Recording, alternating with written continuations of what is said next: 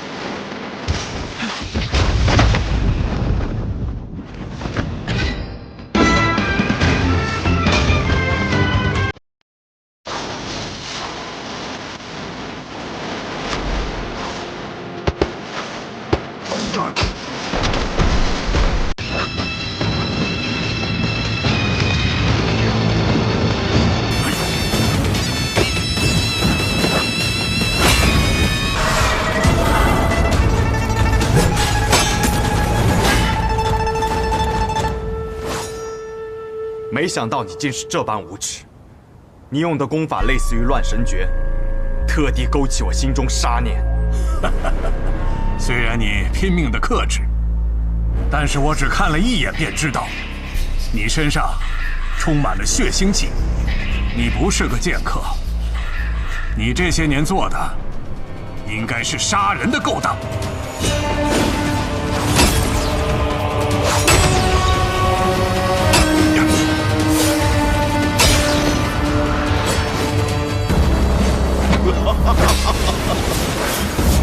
剑到风云处，笑看云起时。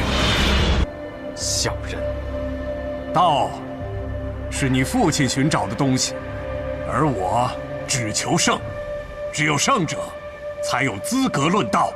道，确实是我父亲时常念叨的字。我方才说过，无双城的人没有资格提起我父亲的名字，尤其是你，什么流水星云，破；什么宗师气象，破；什么天下无双，皆可破。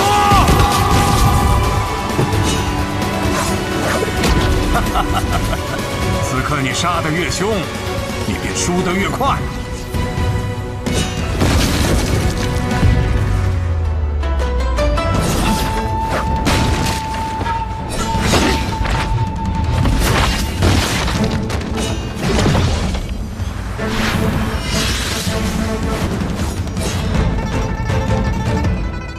败了，你想要我用杀人术，可我偏不用。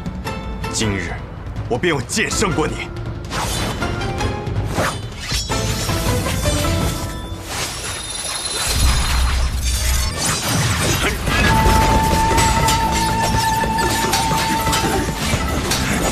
若是当初败了，他还有机会东山再起；可今日败了，他便是真的败了。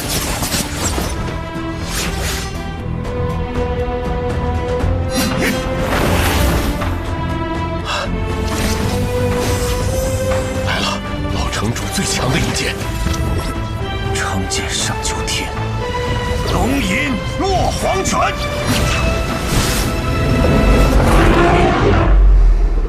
应是你落黄泉。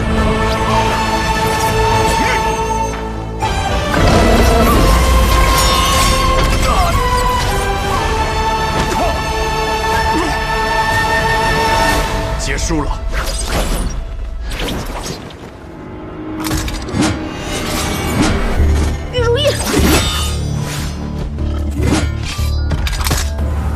纯粹的剑气。师傅，这剑匣怎么自己还会动？方才并不是剑匣自己动的，是你自己在不经意间催动了无双剑匣。这2天，我只是教了小无双一些基础的内功心法。方才那玉如意是否改变了下方的战局？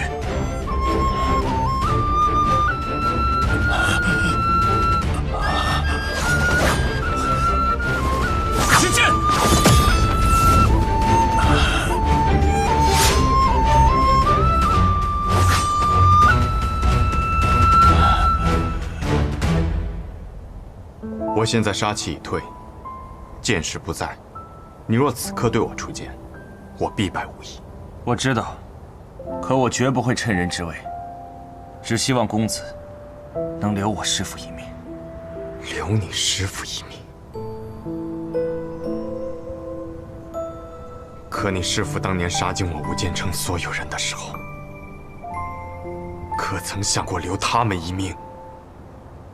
你说的没错，我师父当年的所作所为确实不可原谅。可是我作为他的徒弟，又怎么可能眼睁睁地看着我师父在我面前被杀死呢？希望公子可以理解。而且我师父此刻已筋脉尽断，现在未死，也全凭身上那口真气吊着，可他也活不了几日了。周公子，为何要出那最后一剑呢？一名剑客的死，并非肉体上的生死，而是剑心的存亡。刘云起的剑心已被我击溃，此生再也无法握剑。他已经死了。是。当哥，当哥，埋伏在外门的那些弟子未能毒杀了苏长河，他似乎早有准备，一路闯了进来。就算做了这么多的准备，你依然比我更强吗？苏长河，丹哥，我们接下来该怎么办？难道就只能认输了吗？认输？我绝不会向无名者认输。苏长河一意孤行，现在的他只有一个人，集结我们所有的兄弟，围剿苏长河。是。来不及了。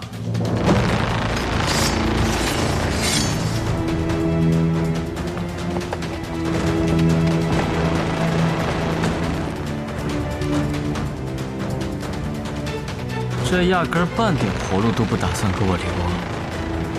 真是令人寒心啊！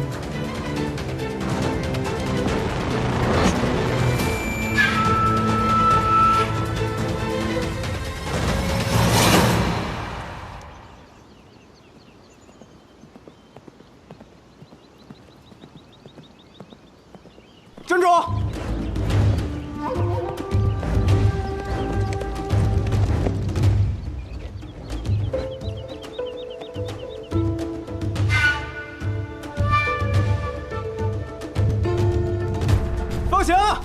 那陆玉斋只是一时被我震慑住，一旦内心的冲击过去，就会察觉到我的身份不对，再想顺利赶到无双城城下，便不是那么容易的事。驾！大师兄这是刚刚经历了一场大败，内心受到了极大打击了。大师兄，大师兄，别烦我！当年能参与抵御魔教东征之人，能与枪仙并肩作战，仅仅看了几次，就能整整用出13式。听我命令，擂鼓给下面的关卡传令，拦住那个人，不惜一切代价。是。你走弟子道，到论武堂让剑长老派出问道4剑出城迎敌。是。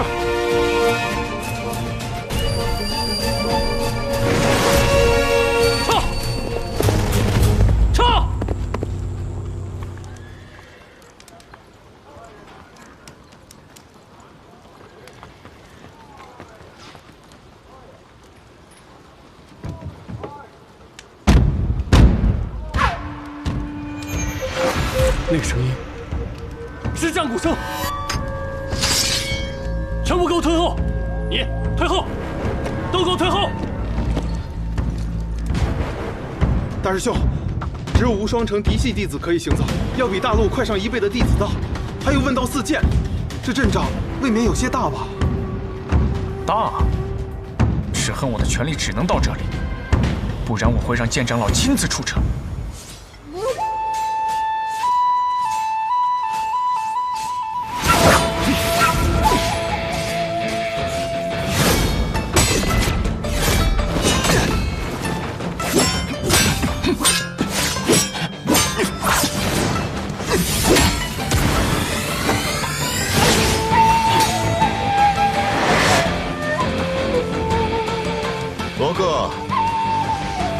剑锋低3寸，起剑慢2分。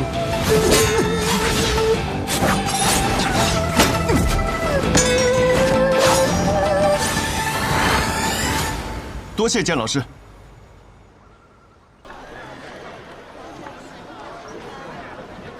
客官，慢用。姑娘，来份刚出炉的桂花糕。看姑娘面生，是来南安城玩的吧？不，寻人。哦，寻人。你慢用。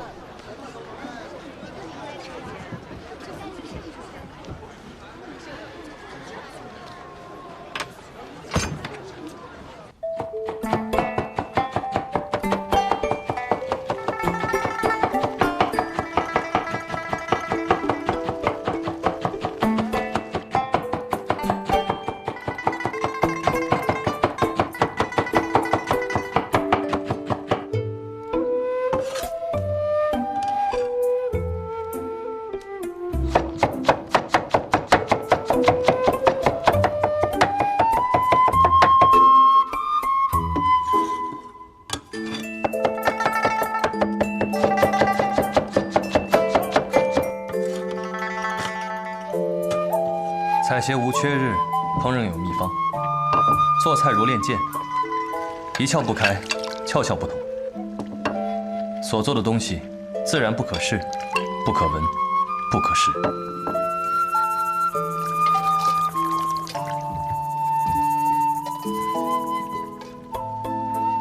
哇，好香啊！没想到如剑仙居然还是位厨神啊！不是厨神，只是看过的食谱多，去过的天下多，吃过的美食多，会做的自然也就多了。所谓食道，讲究很深。愿闻其详。苏沐雨、谢轩，你们俩改行了？李城主，城主。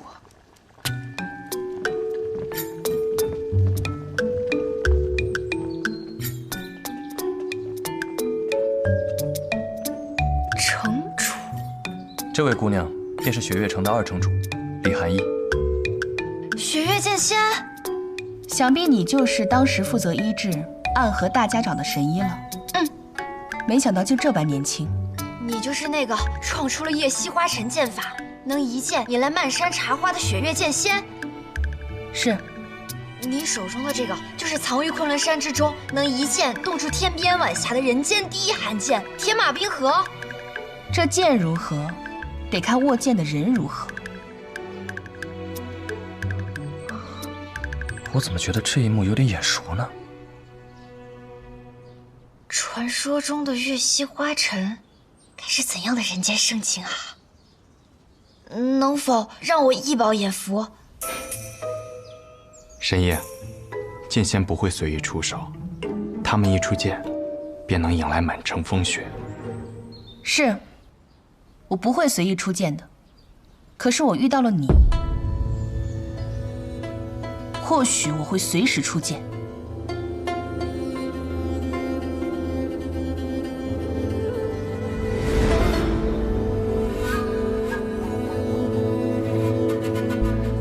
你们不是朋友吗？我们曾一起对战过魔教教主叶鼎之。至于朋友，江湖上没有人想成为暗河的敌人，亦没有人想成为暗河的朋友。我和李城主的关系很亲近的。我乃药王新百草的小师叔，你家3城主司空长风，曾在我药王谷中学艺，算是小百草的半个徒弟吧。说起来，这司空长风得叫我一声师叔祖。神医还真是活学活用啊！没想到神医这么年轻，竟是药王的小师叔，如假包换，失敬了。哎，不敢当，不敢当，就是辈分太高了，搞得大家都以为我很老实的。其实啊，我阿娘是镇西侯府世子妃，温洛玉的亲姐妹，你家大城主百里东君是我表哥。师兄是你表哥？我们是一家人。你留下来，一起吃个饭吧。走。嘿。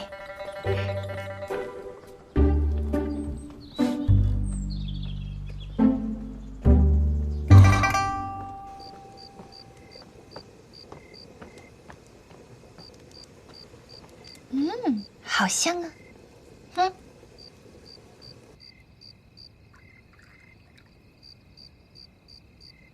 神医的酒量很好，自然是海量，而且这酒啊很好喝的，有一股桃花香，还很甜。桃花香，是望城山的一位朋友来看病时留下的，说是他的掌教师弟所酿。他的那个掌教师弟的剑法，如今啊在江湖上传得神乎其技。虽然他的剑法我没有见过，但是他这酒确实酿得不错。这酒好喝，好喝。李姑娘虽容颜绝色，却冷若冰霜。好似对什么都没有太大的兴趣，还以为只会说一句还好，没想到竟会直接的夸赞。看来这酒啊是真的不错。饭菜都齐了，吃饭吧。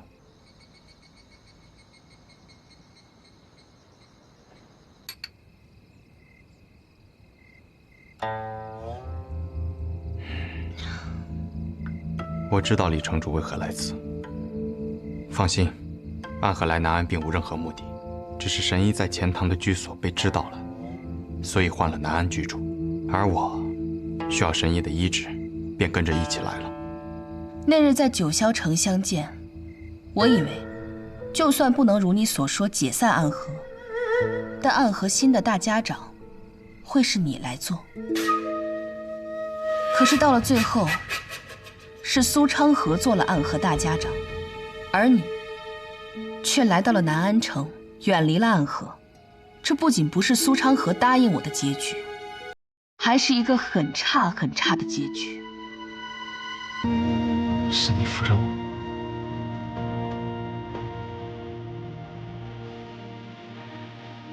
所以有些事情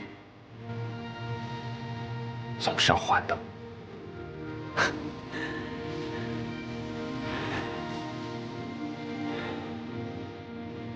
其实，一直到最后一刻，我都不认为你会留下来。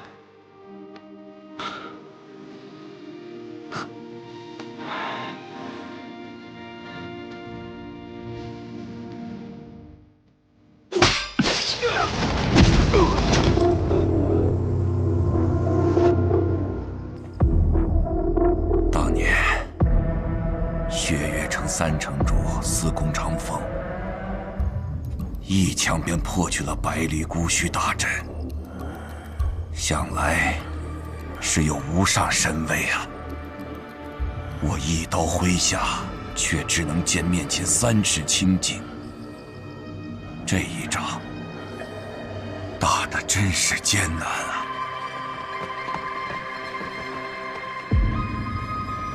木子哲还是跑了，剩下的穆家子弟和谢家子弟都已经投降了。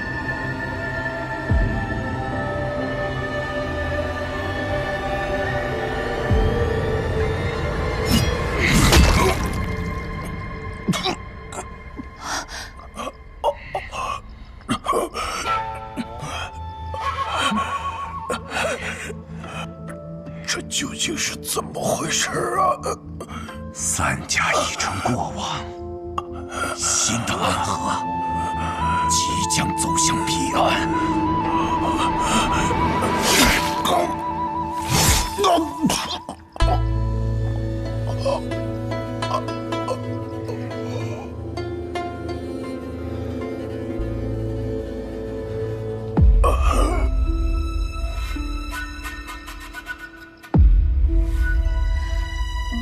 去和苏昌河他们会合吧。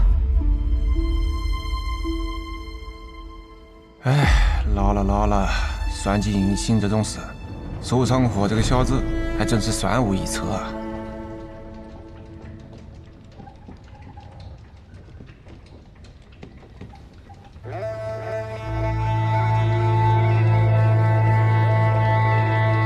你做了一个可怕的决定，大家长。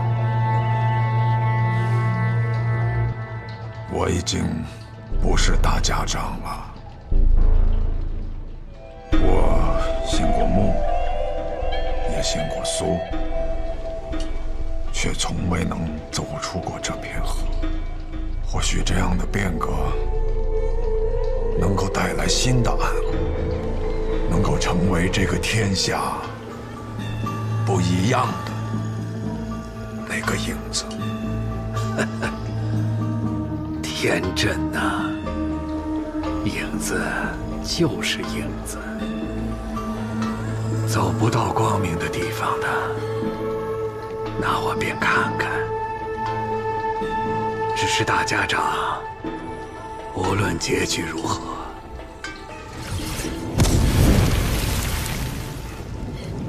你都看不到了。苏家苏昌河得先任大家长认可，赐绵龙剑，即今日起任暗河大家长之位。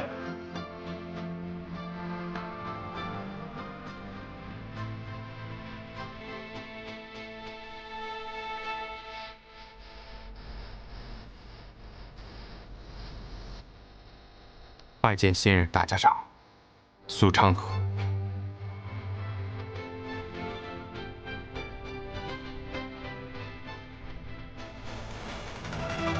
拜见大家长。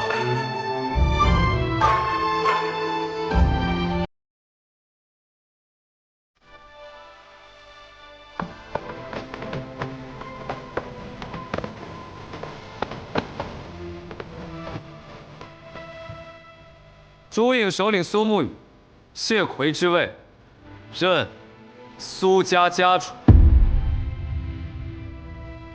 诸位，新的暗河已经到来了。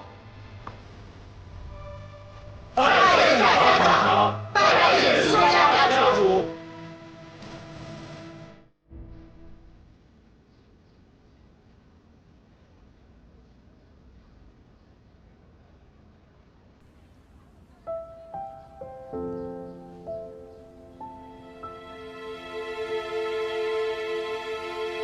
唐连月，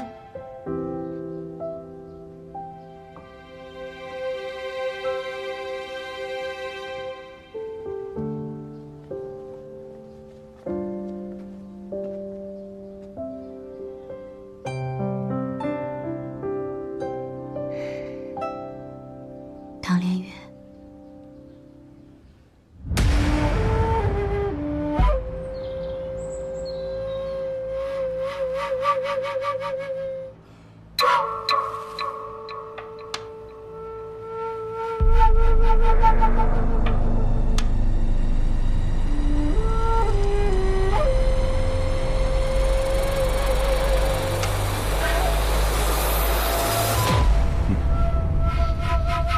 这棋局看来已是必死之决。所言尚早啊。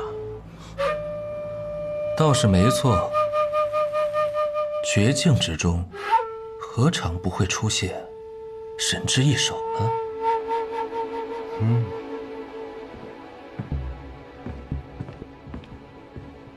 宗主，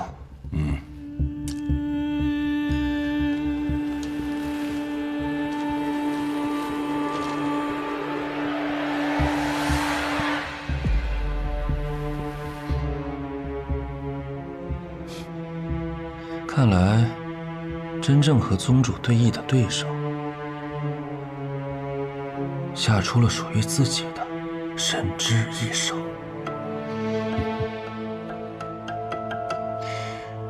两个年轻人，居然，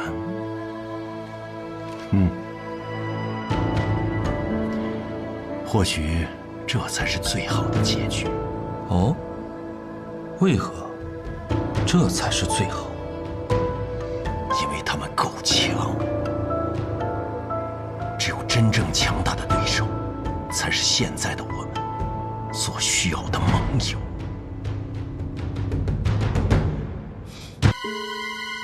李城主对昌河的偏见还是很深啊。偏见？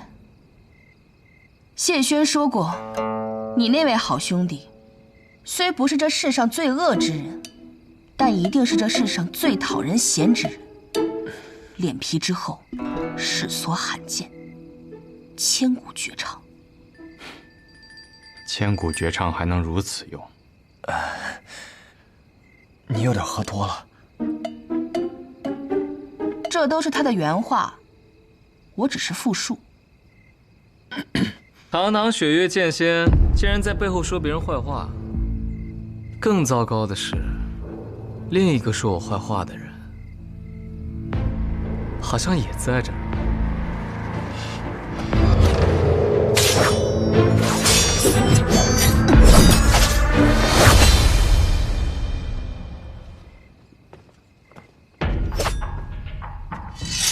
剑仙之剑，浅尝辄止。再次相见，要叫你一声大家长。雪月剑仙客气了，叫我小昌河也行，亲切。你欺骗了我，我决定要在这里杀了你。我本就不喜欢长风的决定，暗河这样的组织，根本不用存在于江湖之上。苏沐雨当大家长就可以存在，我一当就要斩草除根了。哼，看来我在江湖上的风评真的有点太差了。你的代号就是你在江湖上的风评，送葬师。难道你觉得有哪个字眼听起来吉利吗？曾经的暗河或许没有存在的必要，但我们想建立一个新的暗河。新的暗河，不再为杀人而活，不再活在阴影之中，还能行走于江湖之下的暗河。你们想如何改变？这就是我们的事情了。怎么，雪月城身为江湖第一城，已经霸道到不允许其他任何门派的存在了？我本就懒得管，也不想管，只是答应了长风罢了。就当是你们给了我一个承诺，若之后的暗河还如之前那般，苏长河，留好你的脑袋，我会来取。那苏沐雨的呢？他的头呢？为什么单单只取我的？也一并取了。呵呵。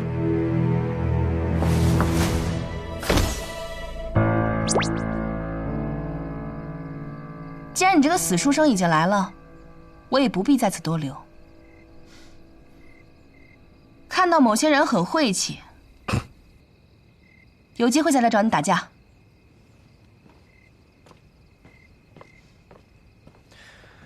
原来是找我打架的呀，那还是不见了。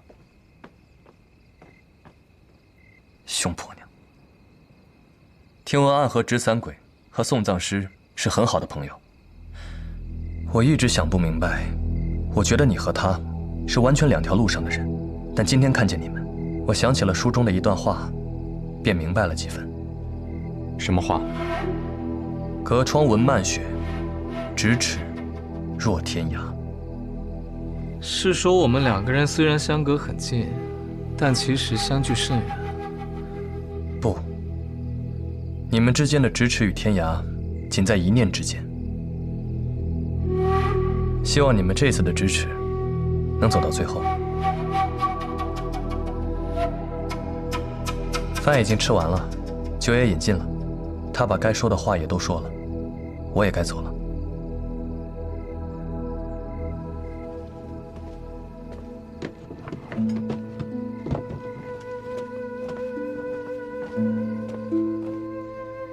你知道当初为何几位家主完全无视暗河的规矩，却依然要抢到这绵龙剑，才敢称登大家长之位吗？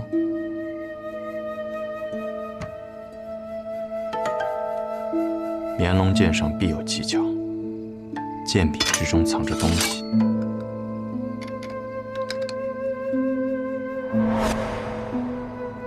黄泉当铺。世上最神秘的钱庄和世上最神秘的杀手组织，他们之间存在什么样的秘密？我只知道黄泉当铺里放着好东西，很好很好的东西，值得我们去探一探究竟。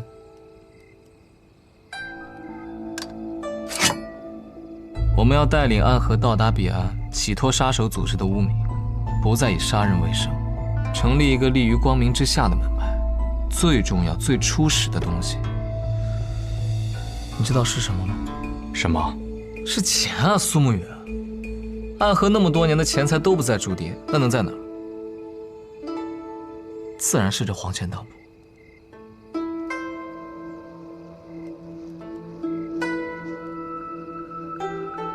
那我们动身吧。那你在南安城的日子就要在今夜结束了。本就幻梦一场，总该结束的。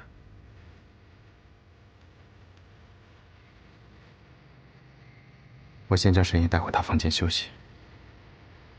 这么睡下去，怕是要惹上风寒了。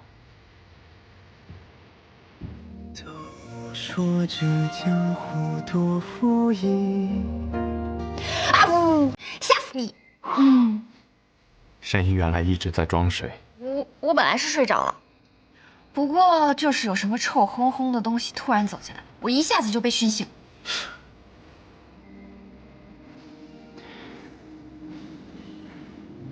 沈夜，我得离开了。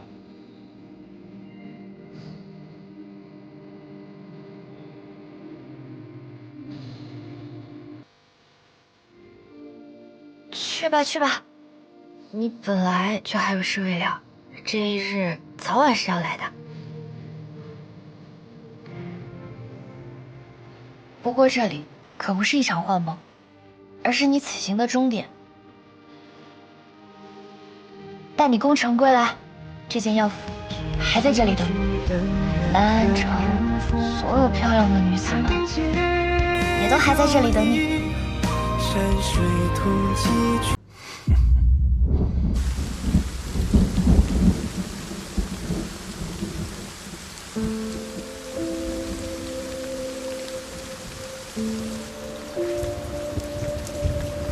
拿好啊。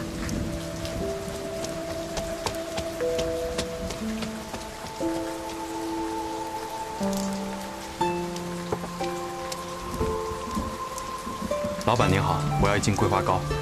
一斤桂花糕。对，1斤桂花糕。啊，好的。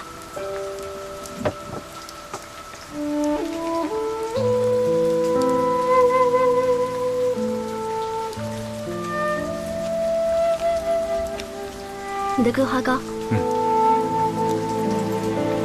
多谢。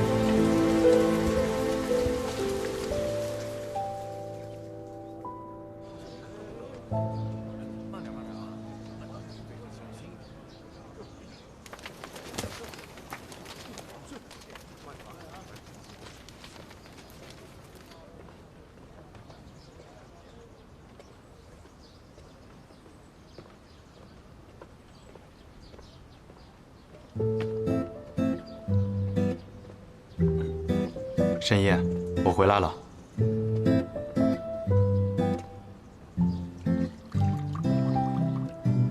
累死我了！一会儿呢，等汤药稍微凉一些，就一滴都不剩的，都给我喝掉，听到没？知道的，沈夜。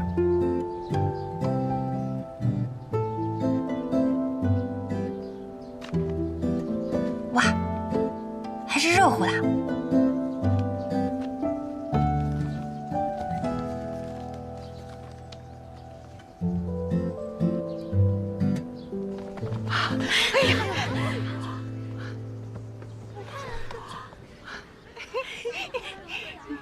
今日来的人更多了。春日无雨，风吹心动。一发病。什么病？春心动，自然是桃花痴症啦。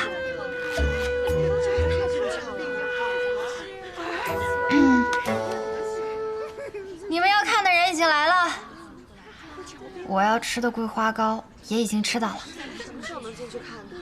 那现在就开始看病吧。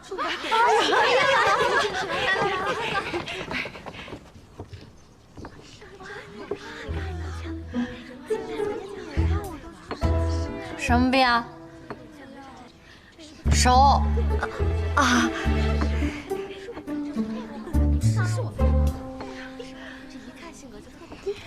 什么病啊？这不是不知道什么病才来看诊的吗？10两银子，我让那家伙亲手给你煎药。什么药啊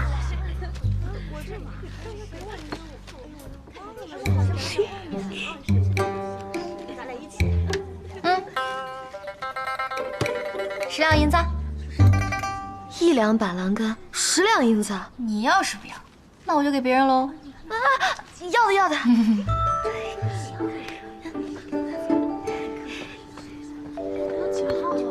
下一位。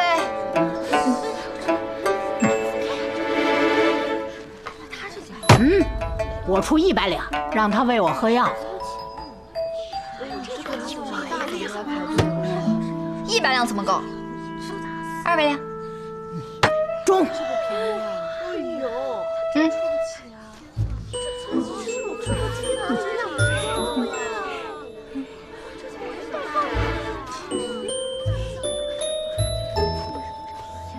下一位。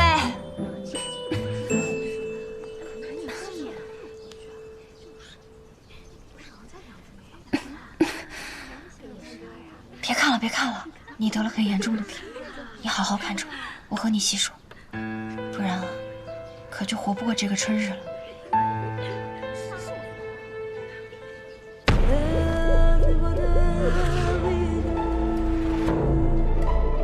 苏沐雨继任苏家家主之后，去南安城开药方。是，我们派了一群人监视，但都被发现了。有人出手废了那群人的武功，似乎是要给个警示。而我们现在只敢在南安城外派几个人守着，真不知道他们葫芦里卖的是什么药。那苏昌河呢？他回到了暗河，看架势就是冲着提魂殿去的。但是三官早已经离开，他收服了留在暗河的3家弟子，随即便离去了。传信给三官，现在才是他们真正相见的时候。宗主，这是要跟他们合作了吗？桀骜不驯的剑，虽然难以掌控，但若能握在手中，才能够成就真正的霸业。你那18剑阵是真的厉害，我在远处都已经感受到你的剑意了。但是你放出的剑要怎么收回来呢？现在这把伞是昌河找了搬家之人为我特制的。以前杀人使出18剑阵，用的都是普通纸伞，不仅容易坏，每次用完还得自己把剑捡回来。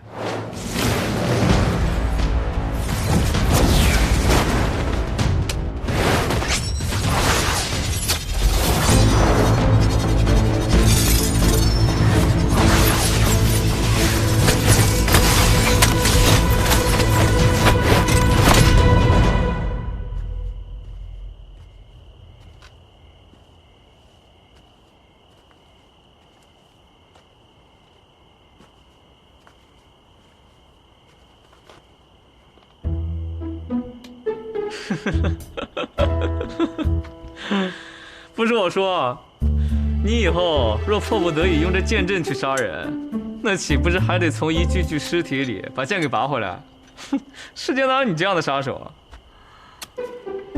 完成任务即可，他们已死，也看不到我这般简剑的模样。哼，我以后啊，一定多接些任务，存钱给你定制一把好伞，要不然和你合作出去杀人，多丢人啊！给。好，真是谢谢你啊，大好人。昌河说，这不是一个刺客杀完人后该有的模样。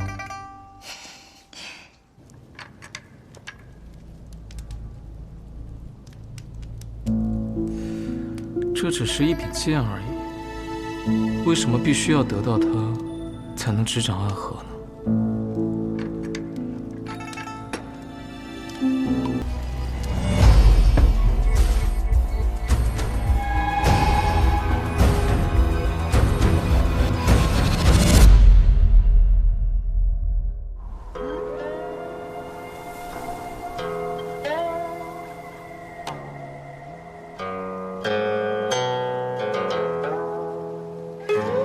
白雪却嫌春色晚，故穿庭树，作飞花。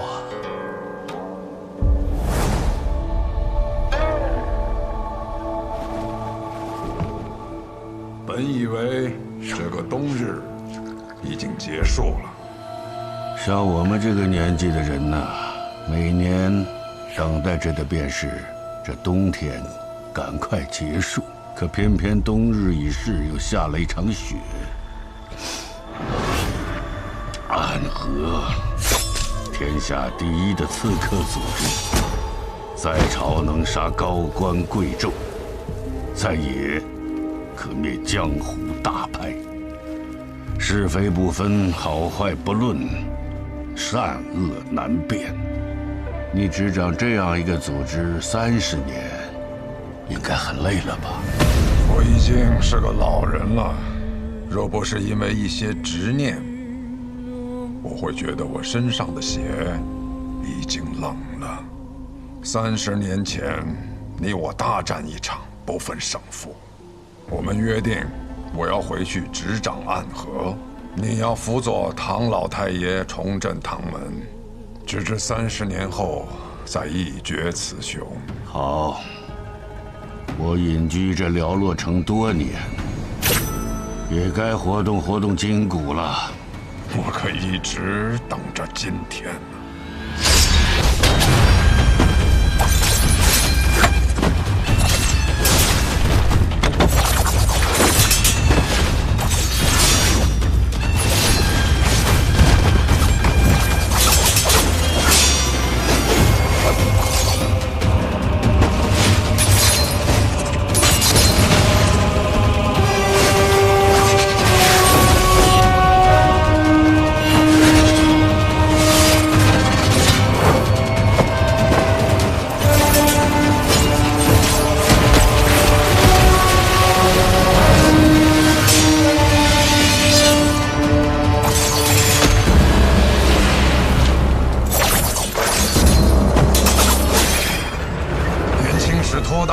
徒手接过几枚暗器，差点被毒死，我可不会再上当了。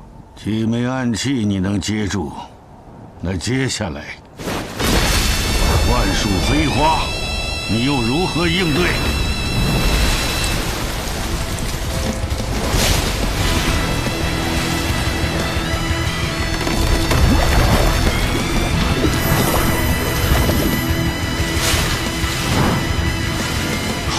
叫万树飞花，许久没有如此尽兴的一战。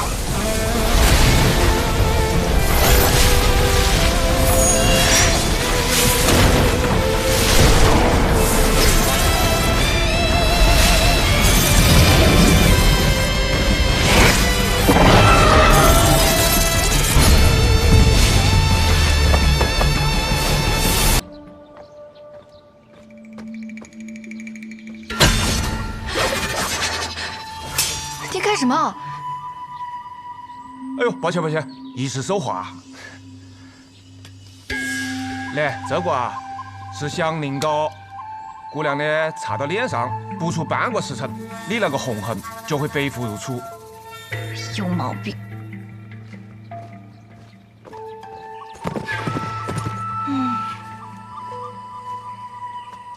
可以药蛇追踪的香宁膏，这种小伎俩也想骗过我？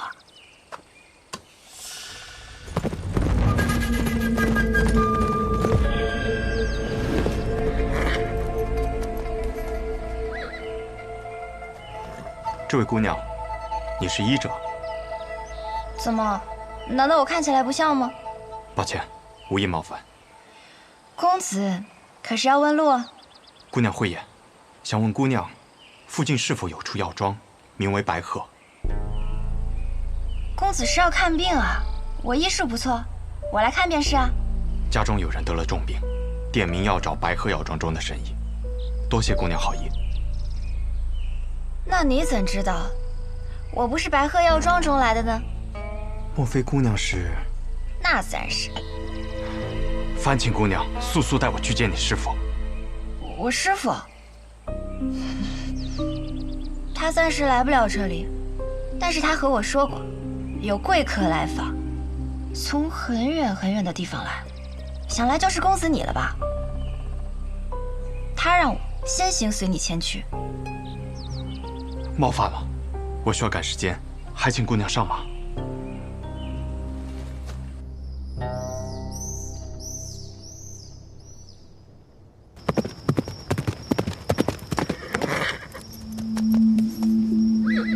我们到了。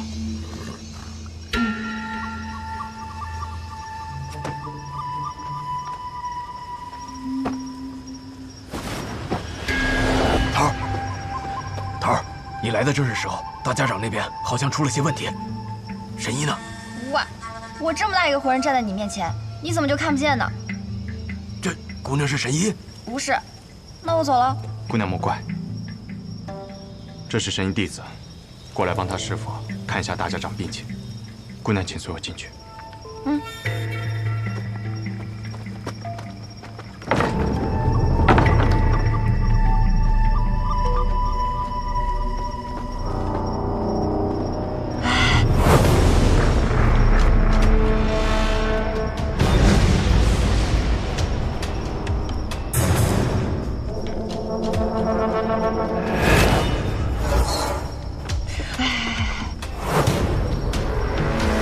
我觉得这里面有鬼哎！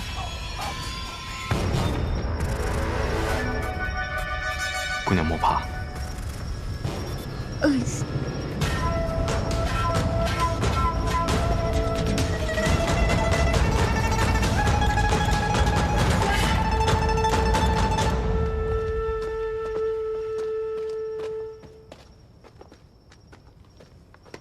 大家长。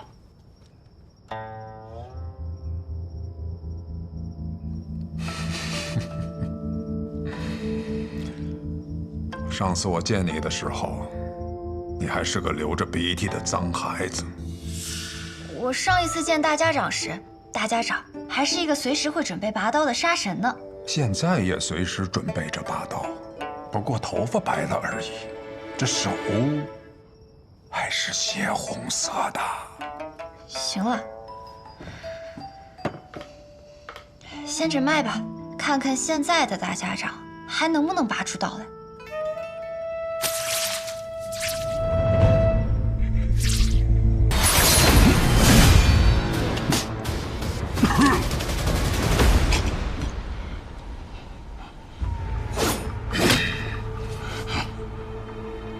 你我30年之约的这一战，本该只论胜负，不争生死。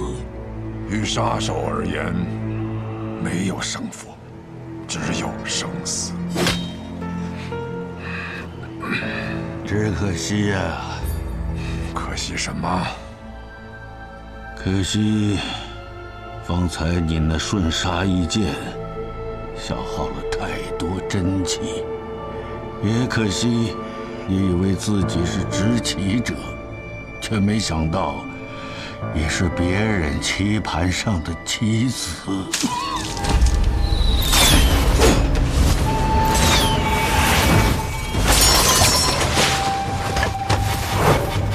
墨玉，不是跟你说过这是我自己的事，不用你插手吗？有人想趁你和唐二老爷决战之时，对你不利。一石二鸟。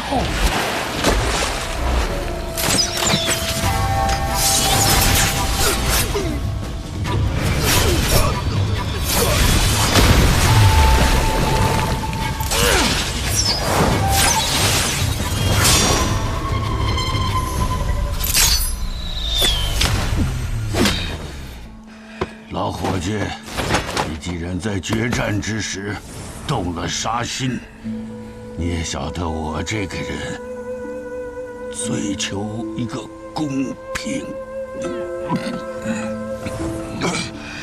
雪落一直美，黄泉路上我会歇歇脚，可别让我等太久。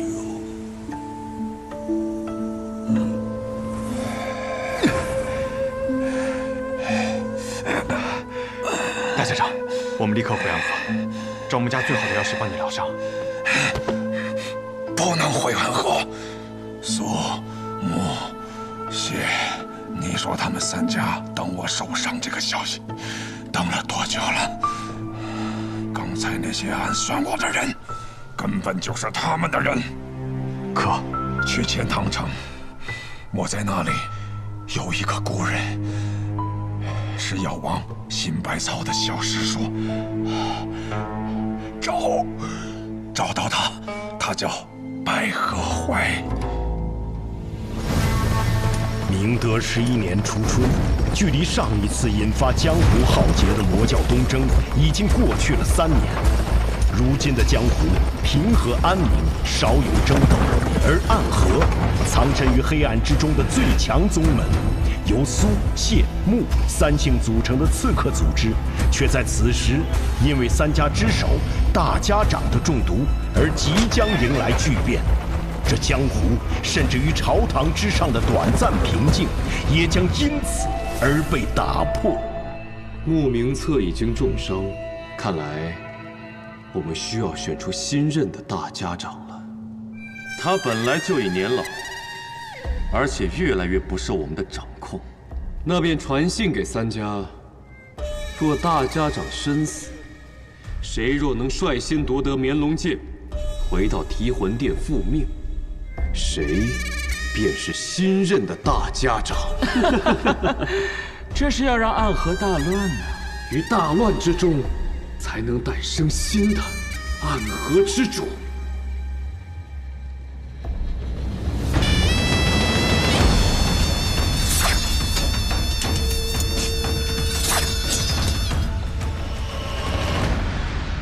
白鹤药府到了。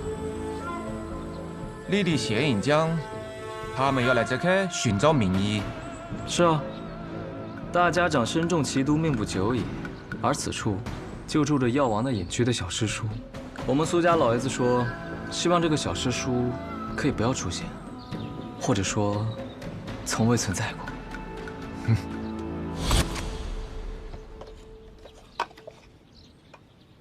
别人都是一口槟榔一口烟，飘飘欲醉做神仙。这叔，你吃的怎么是话梅啊？以前有个女人和我讲，槟榔对身体不好。哦，你吃不吃？我就不吃了。哼。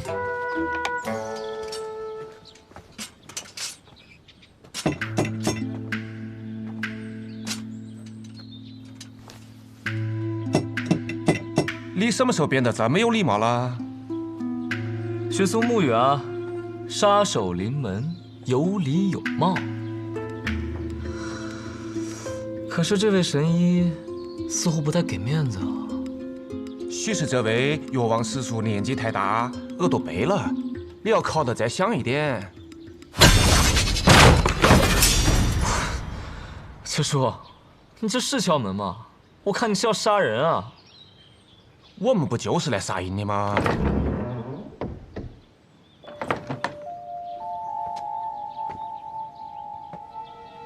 谁呀？敲门敲得那么大声，耳朵都要聋了。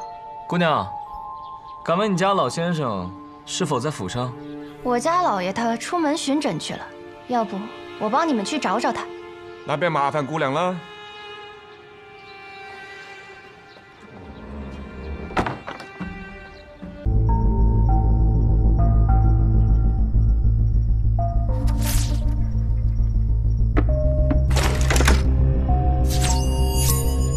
收起你的杀气，你若是不小心吓到了我手这么微微抖一下，你们的大家长可就死定了。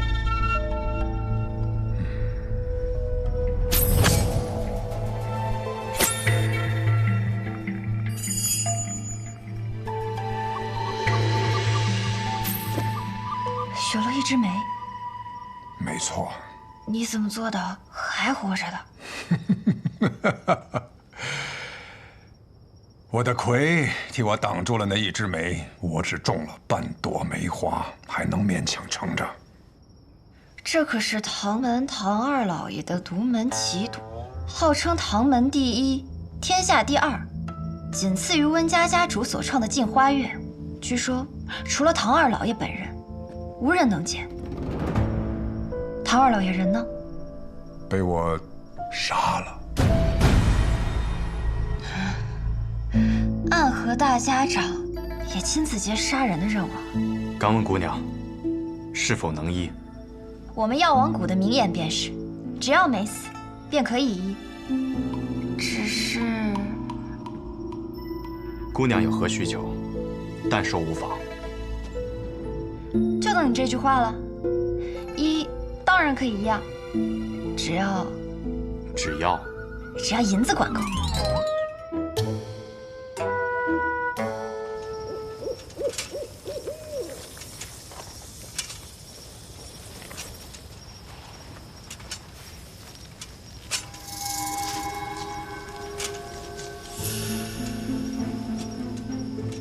看来对方是识破了你的伎俩，这才走出了多久，就把这药瓶给丢了。看来我们是搞错了。什么错了？我们方舟的是真的生意。还好，我也做了些准备。哦。哼。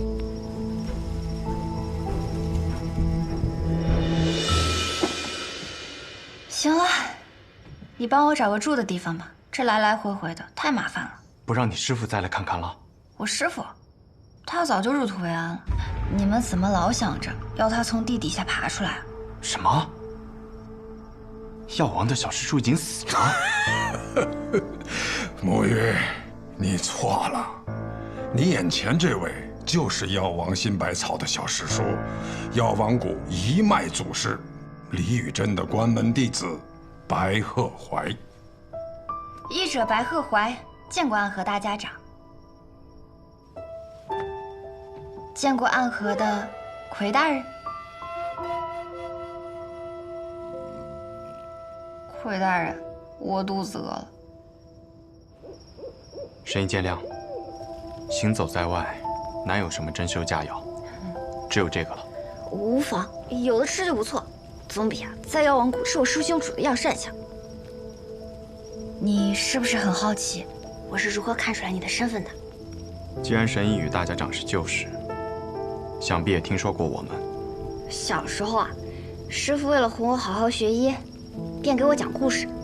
他的故事里呢，经常出现一个叫做暗河的组织，由苏、谢、穆三姓家族组成。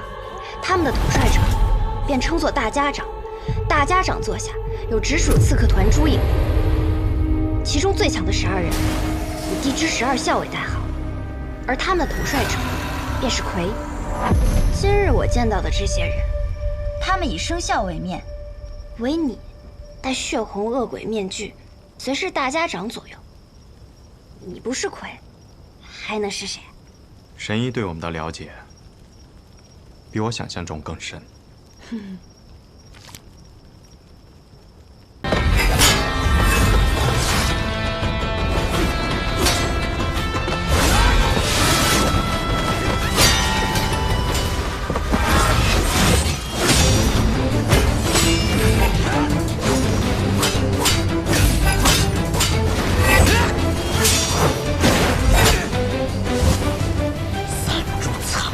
为何不敢一献？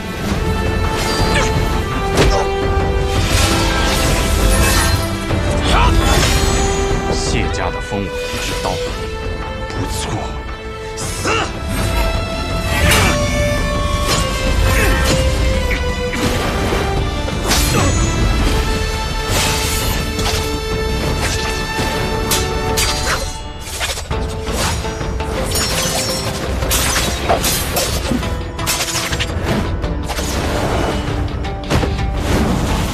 你真以为我有那么弱？寸刀劲，用得好。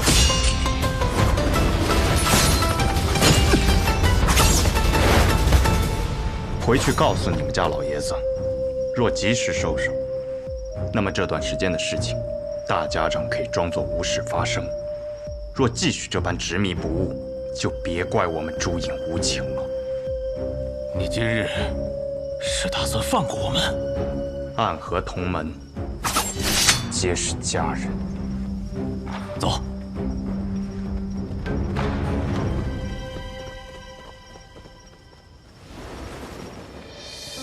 你来了。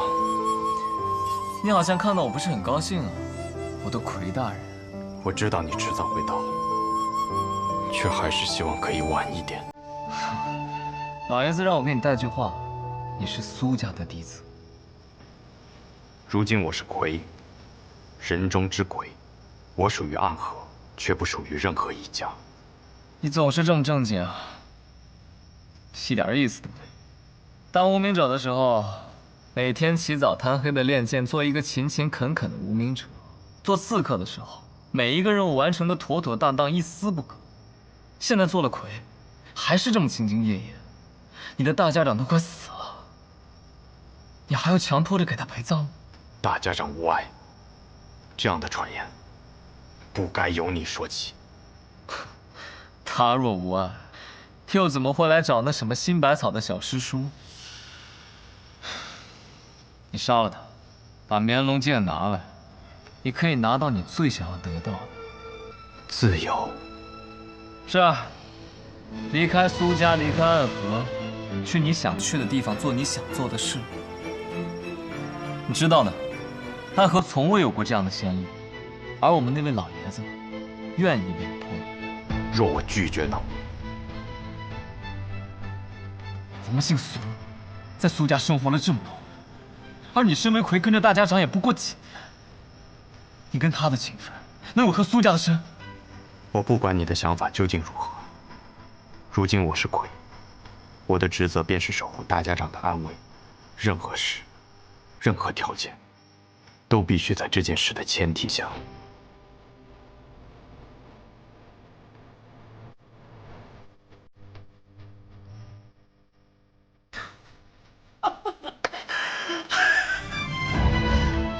没错，就是这样。同样的话我已经回给了老爷子，我就知道你一定会这么说。然后呢？然后老爷子说，既然如此，那就杀了吧。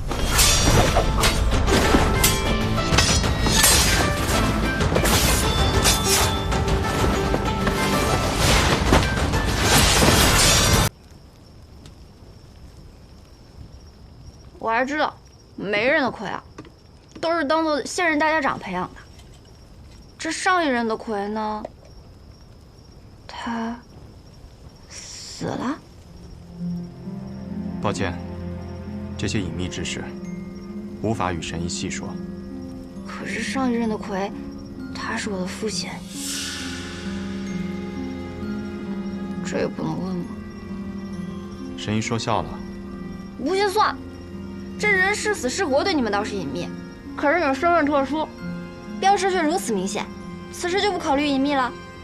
我也曾问过同门前辈，身为刺客，本该想尽办法隐匿身份，可为何我们却明明白白地把身份写在脸上？那人怎么说？这是意思个，你懂事吗？你怎么突然大舌头啊？不是我大舌头，是他大舌头。我想起来了，难道我白日里见到的那个人，他便是你的同门？他是不是手里还拿着一根法杖，上面套满了金环？这书居然也来了。还有一个玩匕首，那是昌河。陈龙，准备一下，带上神医，即刻启程。是。去哪儿啊？九霄城。没有人比我更了解昌河，此刻我们定然已经入了他布下的局。宇哥，都准备好了。神医，这是卯兔，你随他动身，一路保重。魁大人，那便希望在九霄城中我们还能重逢。不必叫我魁大人，叫我苏沐雨便是。苏沐雨，还真是一个好听的名字。再见了。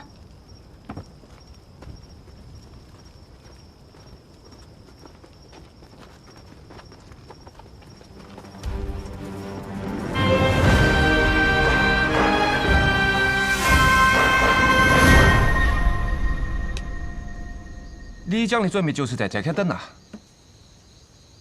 谢家的刀，穆家的鬼，每一个都蠢蠢欲动，而我就不一样了，我很懒的，不如就跟在那些勤快的人后头，虽然会慢上几步，但永远不会迟到。你透露了点消息给他们，他们两家都配应来这开了。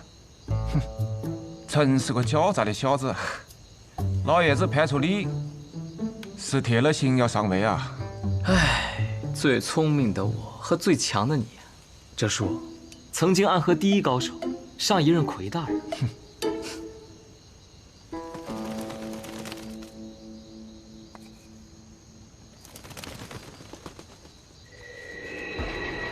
城郊废邑，那里的好戏快开场了。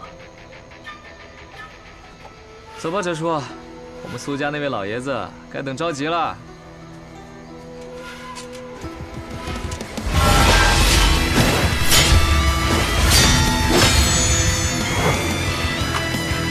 不愧是大名鼎鼎的直三鬼，此线为界，还请二位不要逾越。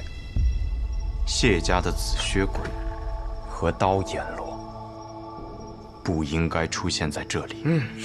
没劲，倒是被你一下子看穿了身份。不过我们家主听闻大家长受了重伤，心中十分焦急，想着赶快将大家长接回总堂来疗伤。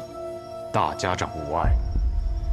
大家长是否无碍，还请容许千机与大家长见一面，再予以确认。不然我就这么回去了，不好交差呀。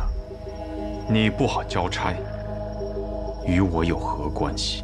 你不想让我们与大家长相见，是否是自己意图不轨，不想让我们及时救治？